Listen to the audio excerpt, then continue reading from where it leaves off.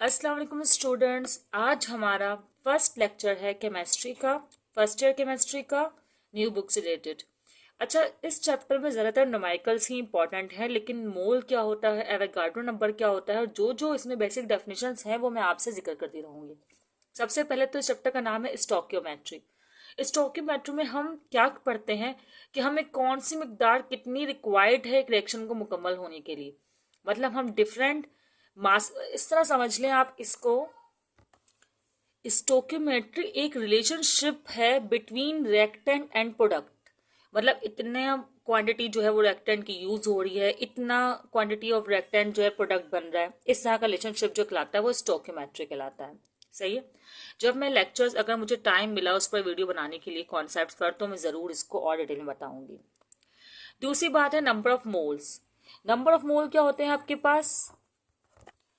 ये होते हैं एक base unit amount of substance जो कि एक सैंपल में प्रेजेंट हो। सही है। और नंबर ऑफ मोल में कितने पार्टिकल होते हैं वो कहलाते हैं एवोगाड्रो नंबर। जैसे फॉर एग्जांपल मैं यहाँ पर लिखती हूँ कि नंबर ऑफ मोल्स का जो है वो फॉर्मूला है आपके पास। नंबर ऑफ मोल के फॉर्मूला से स्टार्ट करते हैं। क्या फॉर्मूला नंबर ऑफ मोल का आपके? गिवन मास, यहाँ लिख दूंगी मैं, सही है। Given mass of substance divide by, किस तरह लिख रही हूं मैं, क्या हो गया, खैर सब्सटेंस आप पूरा लिख लीजिएगा। डिवाइड बाय मोलर मास या मॉलिक्यूलर मास, जो आप बोलना चाहें, मोलर मास ऑफ सब्सटेंस। ये आपके पास किसका फॉर्मूला है? ये आपके पास फॉर्मूला है नंबर ऑफ मोल्स का। ठीक है। अच्छा, मैं इसको जरा क्लियरली यहाँ पे मेंशन कर दूंगी, आप लोग परेशान मत हो। और फिर एवोगाड्रो, अच्छा नंबर ऑफ मॉलिक्यूल क्या होंगे? Number of atom. हम इसको मल्टीप्लाई कर देंगे एवोगाड्रो नंबर से। जैसे फॉर एग्जाम्पल यही फॉर्मूला होगा, जस्ट मल्टीप्लाई करना होगा एवोगाड्रो नंबर से। अब एवोगाड्रो नंबर क्या होता है?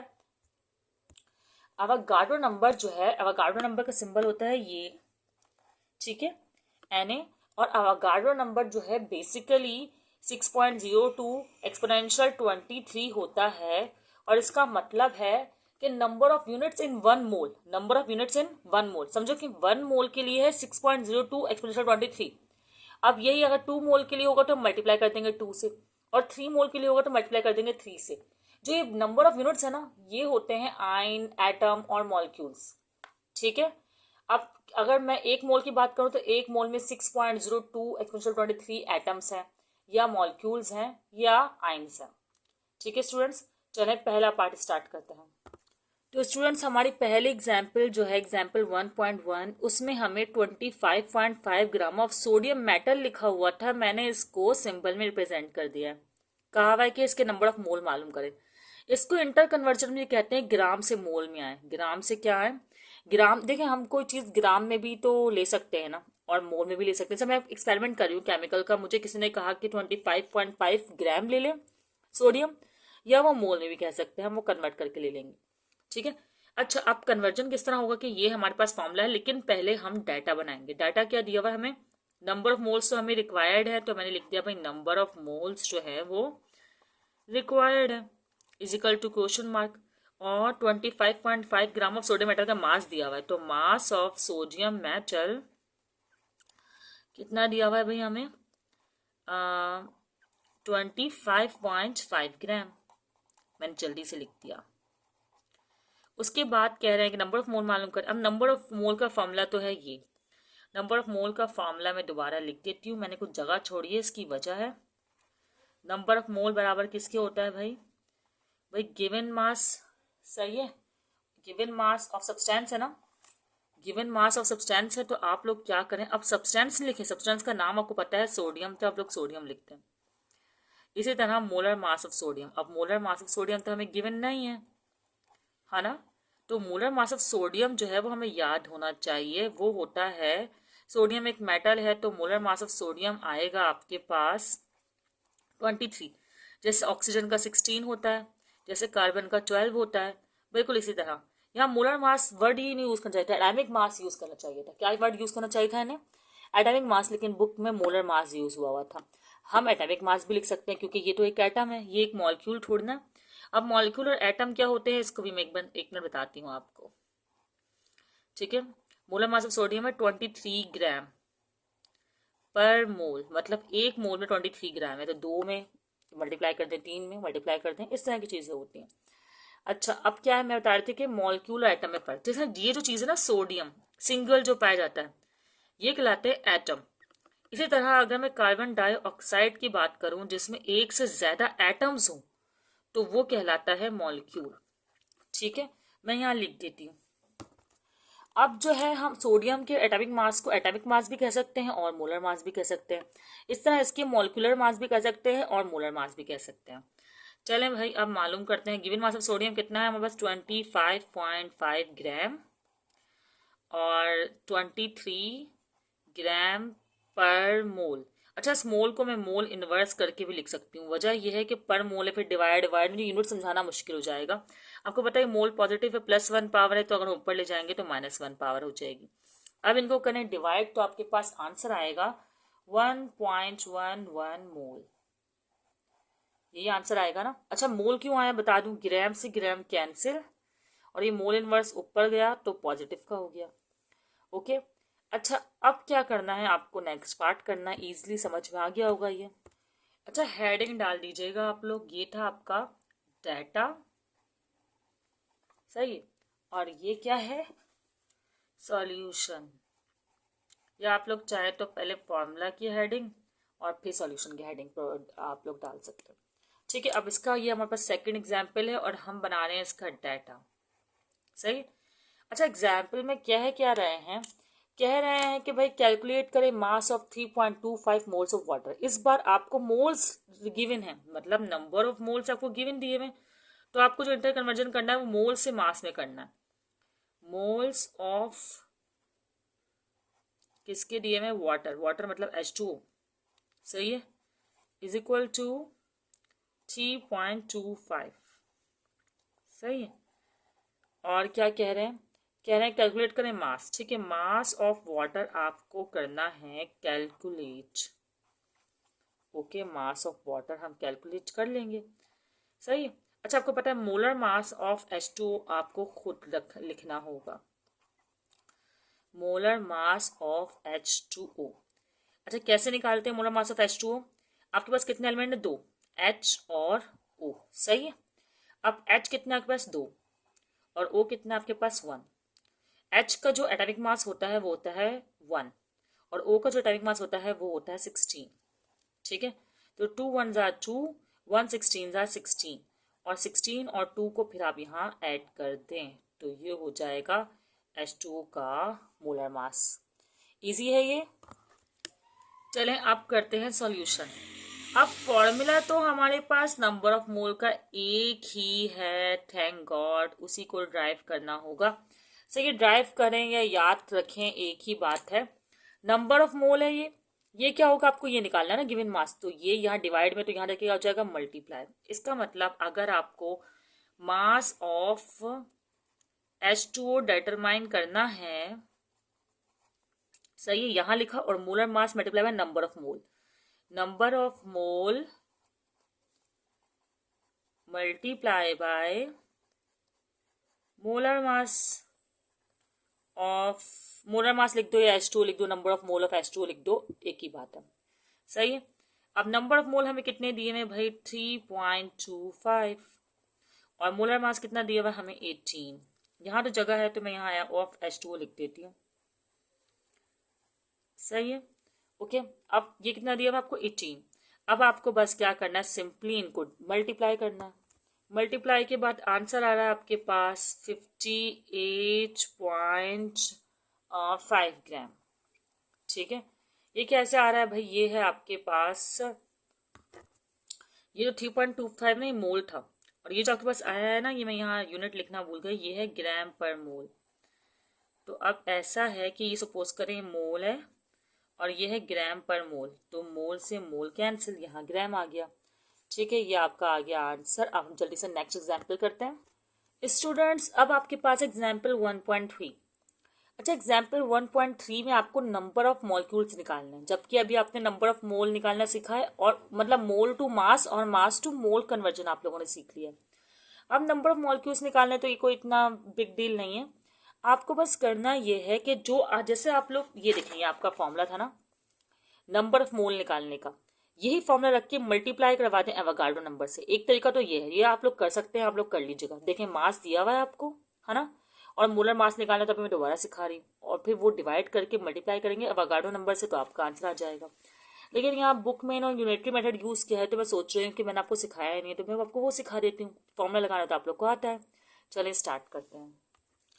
हमें क्या क्या दिया हुआ है, नंबर ऑफ मास दिया हुआ है हमें, given mass of benzoic acid, मतलब कि गिवन मास बोले या मास ऑफ बेंजोइक एसिड बोले, बात एक ही है। तो मैं यहाँ लिख रही हूँ कि हमें मास ऑफ बेंजोइक एसिड दिया हुआ है। कितना है भाई mass of benzoic acid? Mass of benzoic acid है हमारे पास 610 ग्राम। फिर हमसे जो रिक्वायर्ड है वो कह रहे हैं कि नंबर ऑफ मॉलिक्यूल्स निकालें आप लोग चुपचाप, तो हम निकाल देते हैं number of molecules. It's not a big deal. अब नंबर ऑफ मॉलिक्यूल से कुछ भी निकालना हो, अगर आपको फॉर्मूला भी अप्लाई करना हो, तो तब भी आपको मोलर मास तो निकालना ही होता ना। मोलर मास किसका निकालेंगे? जो यहाँ पर कंपाउंड है, यहाँ पर कंपाउंड क्या है? बेंजोइक एसिड है, ठीक है। अच्छा बेंजोइक एसिड है तो उसका इन्होंने हमें फॉर्मूला दिया हुआ है, नहीं दिया हुआ तो प्रॉब्लम होती है। फॉर्मूला क्या है भाई? C2H6O2। इसका मतलब C है हमारे पास, H है हमारे पास और O है हमारे पास। C 2 है, H 6 है और O भी 2 है। ये करेंगे मल्टीप्लाई 12 से। कार्बन का आपको याद होना चाहिए क्या होता है एटॉमिक मास। इसको करेंगे 1 से, हाइड्रोजन का 1 होता है और ऑक्सीजन का होता है 16, ठीक है। तो हमारे पास C2H6 और O2 का मॉलिक्यूलर मास बनेगा। पहले ना आप लोग इन सबको मल्टीप्लाई करवा देंगे, तो ये आएगा 2 12 सा 24 और ये आएगा 6 1 सा 6 और ये 16 2 सा आई थिंक 32। इनका सम करेंगे तो आपके पास आएगा 122। सही है, 122 ग्राम पर मोल। ओके ठीक है, इजी है ये। सॉरी मैं इनको ऐड करी हूँ तो 722 नहीं बन रहा, तो मैंने क्या गलती की, ये 7 है ये, ठीक है। फिर 7 को 12 से मल्टीप्लाई करेंगे 24 तो आएगा नहीं, तो क्या आंसर आ रहा है भाई? 84 आ रहा है। अब जब मैं इनको सम करूंगी तब 122 बनेगा। सही ना स्टूडेंट्स? बुक देख रही थी तो मुझे रियलाइज हुआ कि देयर इज अ मिस्टेक। चले भाई स्टार्ट करते हैं यूनिटरी मेथड। चलें स्टार्ट करते हैं। ये मैंने ऐड कर दी सॉल्यूशन की हेडिंग, ठीक है, और ये कर दी मैंने फजूल सी डिजाइनिंग बिकॉज अगर खैर ये जैसे मैं कह रही हूँ। अब आपको करना ये है कि आप देखिए 122 ग्राम है और मैं आपको बताया था कि एक मोल में जो है ना 122 ग्राम एक्चुअली एक मोल के बराबर है। तो अगर एक मोल है ना, क्या हो गया इसको, अगर एक मोल है ना तो इसमें 6.02 एक्सपोनेंशियल 23 अवोगाड्रो नंबर्स, मतलब इतने इसमें वो होंगे आइंस, सही है, या एटम्स या मॉलिक्यूल्स। तो हमें बताना है कि भाई 122 ग्राम, यही इंग्लिश में बताना है कि भाई 122 ग्राम बेंजोइक एसिड, सही है ना, कोई मसला तो नहीं, मैं कैपिटल बनाऊंगी। बेंजोइक एसिड जो कि C7H10O2 है, उसमें है कॉन्टेन लिख दूंगी मैं। क्या किया हुआ है मैंने, एक मैंने बॉर्डर बनाऊं, कंटेन यहाँ लिखूंगी, गंदा ना लगे ना। 6.02 एक्सपोनेंशियल 23 मॉलिक्यूल्स, क्योंकि बेंजोइक एसिड तो एक मॉलिक्यूल है, सही है। अच्छा मॉलिक्यूल्स ऑफ बेंजोइक एसिड भी लिख सकते हैं, खैर इतना अभी हम नहीं कर रहे। अब आप क्या करेंगे, बोलेंगे भाई अगर 122 ग्राम में इतना है ना तो 1 ग्राम में कितना होगा। यूनिटी मेथड का मतलब ये होता है, हम एक बार डायरेक्टली क्वांटिटी को कंपेयर करते हैं, फिर हर बार 1 ग्राम से ही करते हैं कि भाई 1 ग्राम बेंजोइक एसिड में कितना जो है वो मॉलिक्यूल्स होंगे, सही है। अब मैं क्या करूंगी, 6.02 एक्सपोनेंशियल 23 को लिखूंगी और इसको डिवाइड करवाऊंगी जो यहाँ था 122 से। तो ये आ जाएगा 1 ग्राम में। अभी तो फुल आ रहा था ना, तो फिर आ जाएगा हमारे पास 1 ग्राम में। यहाँ मैं लिख देती हूँ मॉलिक्यूल्स ऑफ C7H10। C7H10 क्या हो गया? C7H6 है भाई, क्या हो गया तुम्हें? C7H6O2। ठीक है, कितने हैं? फिर हमें जो आइसोली रिक्वायर्ड है भाई, हमें तो इसको डिवाइड करने लेंगे, हम करना चाहे तो कर सकते हैं, करके आप लोग चाहें तो यहाँ लिख सकते हैं पहले ही। लेकिन हमें पता है, हमें तो मालूम करना है कि 610 ग्राम में कितना है। तो मैं लिखूंगी भाई 610 ग्राम। अब जब मैं लिख रही, बस इसी तरह मैं बता दूंगी कि भाई यही आएगा। 610 gram of benzoic acid contain, यही 6.02 एक्सपोनेंशियल 23, जिसको मैंने अभी तक सॉल्व ही नहीं किया। डिवीजन करूंगी इसका 122 से और मल्टीप्लाई करवा दूंगी इसको 610 से। मतलब देखें स्टेप्स क्या हैं। स्टेप्स बहुत सिंपल हैं, ये तो टेढ़ा हुआ था।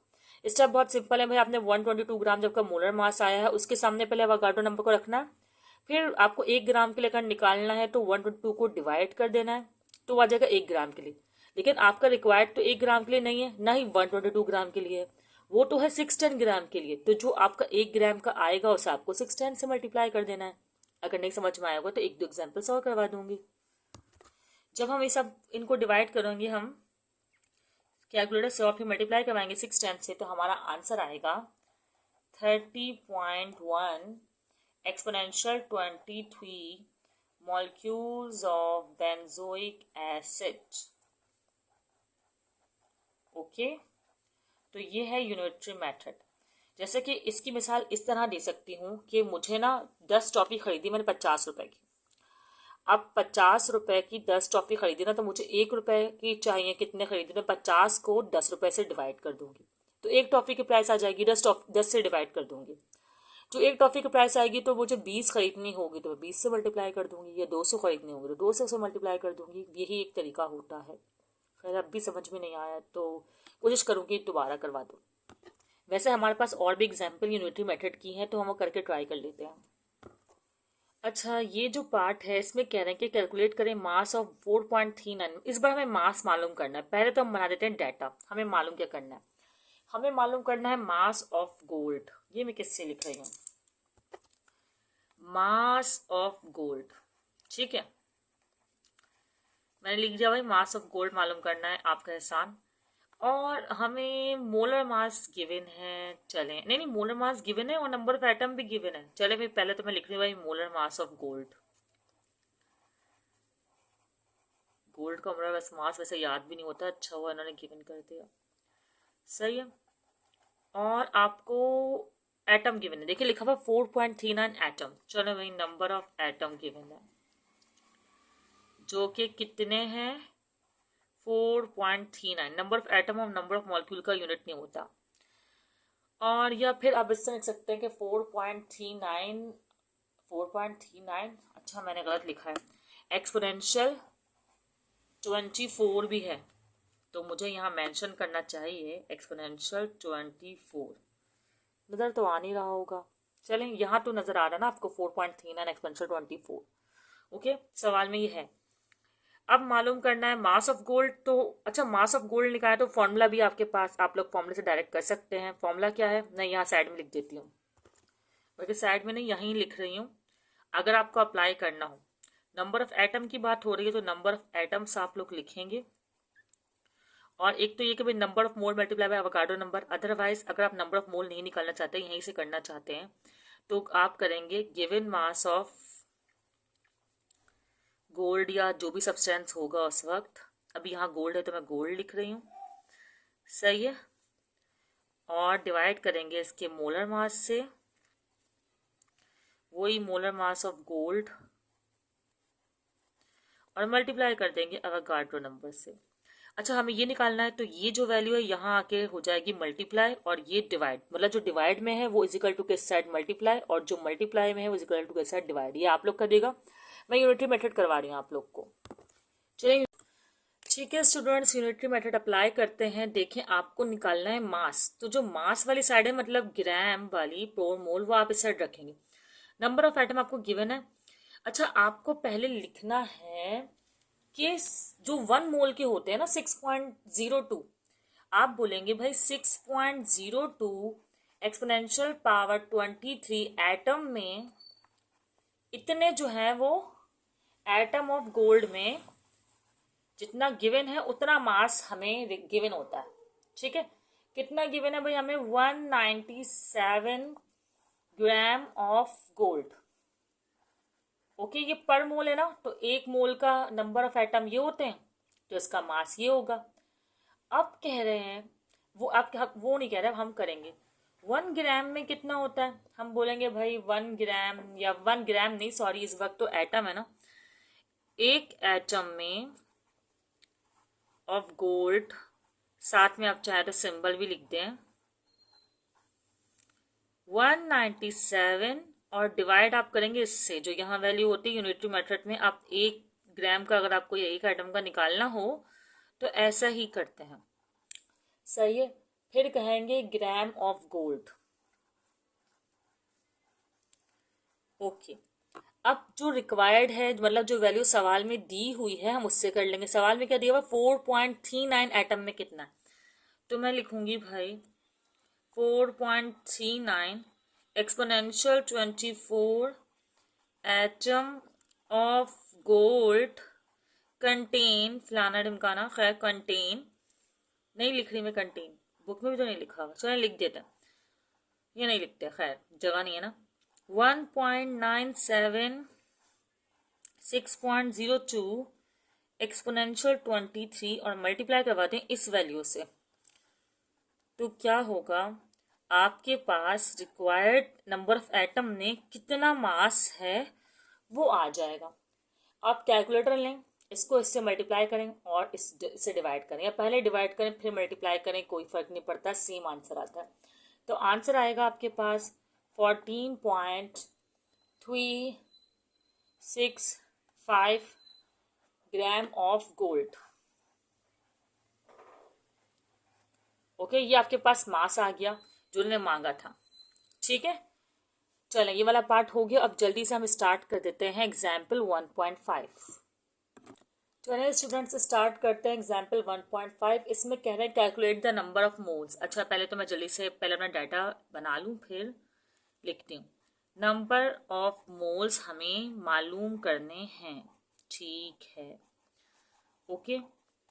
और दिया हुआ क्या है आपको? नंबर ऑफ एटम, मतलब हमें जब स्टैंडर्ड यूज करना होगा यूनिटरी मेथड में तो नंबर ऑफ एटम का ही यूज करेंगे। Number of atoms of aluminium दिया हुआ है। अच्छा, यहाँ भी आप लोग number of moles of aluminium लिख सकते हैं, बल्कि मैं लिखूंगी, लिख सकते हैं क्या? ठीक है, number of moles of aluminium हमें रिक्वायर्ड है। Number of atom of aluminium हमें, एल्यूमिनियम या एल्यूमिनियम जो भी है दोनों सही है, हमें गिवन है कितने भाई? 2.35 एक्सपोनेंशियल 25 एटम्स। सही है। अब मालूम हमें करना है नंबर ऑफ मोल्स, सही, इन एटम पर। और स्टैंडर्ड एटम हमारे पास क्या होते हैं? स्टैंडर्ड है 1 मोल के लिए कितना होता है एटम? 1 मोल के लिए होता है 6.02 एक्सपोनेंशियल 23। तो मैं बोलूंगी 6.02 exponential 23 atoms of aluminium. Atoms, अच्छा हमें मोल निकालना है ना, तो वो इजिकल टू के इस साइड होना चाहिए, इसलिए atoms of aluminium contain 1 mole of aluminium. मेरा आ नहीं रहा तो मैं सिंबल लिख रही हूँ, ठीक है, ओके। ये स्टैंडर्ड है ना, आपको पता है 1 मोल में 6.02 होते हैं, और हमें एटम से निकालना है तो हमें इस साइड स्टैंडर्ड एटम लिखने होंगे, और जो हमें निकालना होता है वो हमें उस साइड लिखना होता है। अब ये तो 6.02 एटम है ना, तो हम 1 देखेंगे एक एटम में कितना होता है, हम बोलेंगे एक, मतलब 1 एटम, और यही लिखेंगे सब। अब मैं यहाँ लिख रही हूँ थोड़ी जगह बनाने के लिए, कंटेन, ये पता आपको डिवाइड में जाता है, एक एटम का आपको निकालना हो तो आपको ज्यादा जो वैल्यू होती है उसको डिवाइड कर देना होता है, या जो इस साइड वैल्यू होती है जिससे हमें निकालना ज्यादा वैदा नहीं, उससे हम डिवाइड कर देते हैं, और फिर यही आ जाएगा। अब हमें स्टैंडर्ड कितना दिया हुआ? 2.35, तो हम लिखेंगे, स्टैंडर्ड नहीं है ये, रिक्वायर्ड है, सॉरी, रिक्वायर्ड, इससे एटम से हमें निकालना है 2.35 एक्सपोनेंशियल 25 एटम ऑफ एल्यूमिनियम। कितने होते हैं भाई इसमें? इसमें हम क्या करेंगे, ये जो डिवीजन में है कर देंगे, चाहे तो पहले ही आंसर ले आएंगे फिर लिख देंगे और फिर यहाँ मल्टीप्लाई करवाएंगे इसी वैल्यू से, क्योंकि हमें तो मालूम करना है 2.35 एक्सपोनेंशियल पावर 25 एटम में कितना जो है वो, यहाँ लिख देती हूँ 25 एटम में कितने नंबर ऑफ मोल है। चलें, अब 1 से कोई भी चीज़ मल्टीप्लाई होती है तो वो सेम ही आती है, तो आप क्या करें, इन दोनों को डिवाइड कर दें। कैलकुलेटर में साइंटिफिक आपके पास है, इन दोनों को डिवाइड किया, सिंपली आपके पास ये आंसर आ गया। अच्छा, ज़्यादातर ये जो क्वेश्चन है ना ये आते हैं एमसीक्यूज में, तो एमसीक्यूज के लिए आप पता है क्या करें, सर ये आंसर कैसे आ गया, दोबारा लिख दिया मैंने। चले मल्टीप्लाई करवाते, समझे 1 से इसको मल्टीप्लाई करवाते हैं, सेम यही आ जाएगा, एक स्टेप एक्स्ट्रा कर दिया फजूल में, बस वो लिखते लिखते ध्यान जो है थोड़ा सा डाइवर्ट हो गया था। अच्छा हुआ यहाँ देखने, यहाँ 3 भी नहीं लगा हुआ। अब इनको डिवाइड जब मैं करवाऊंगी ना तो मेरा आंसर आएगा 39 मोल्स ऑफ एल्यूमिनियम। सही है। अच्छा, ये ज़्यादातर आते हैं एमसीक्यूज में, तो आप लोग ना कोशिश कीजिएगा इसे फॉर्मूला से सॉल्व करने की। अगर एमसीक्यूज में आए बस फॉर्मूला लगाया, मल्टीप्लाई डिवाइड किया और आंसर। और अगर आपके सॉल्यूशन में मतलब आपको सॉल्व करने के लिए आया है तो आप लोग इस तरह यूनिटरी मेथड भी इस्तेमाल कर सकते हैं। लेकिन अगर आपको सॉल्व करने के लिए आए तो आप नॉर्मल मेथड भी यूज़ कर सकते हैं, ज़रूरी नहीं है कि ये मेथड इस्तेमाल करें। ठीक है, मतलब आपकी चॉइस है कि आप फॉर्मूला यूज़ करें, आपकी चॉइस है कि आप ये वाला मेथड यूज़ करें। ठीक है स्टूडेंट्स, यहाँ पर हमने चैप्टर जो है 1 का एग्जाम्पल कर लिए 1.5 तक, जिसमें mole, number of atom, number of molecule वगैरह शामिल थे। ठीक है स्टूडेंट्स, अगर वीडियो पसंद आई हो तो लाइक कर दीजिएगा और चैनल को सब्सक्राइब कर दीजिएगा। अल्लाह हाफिज़।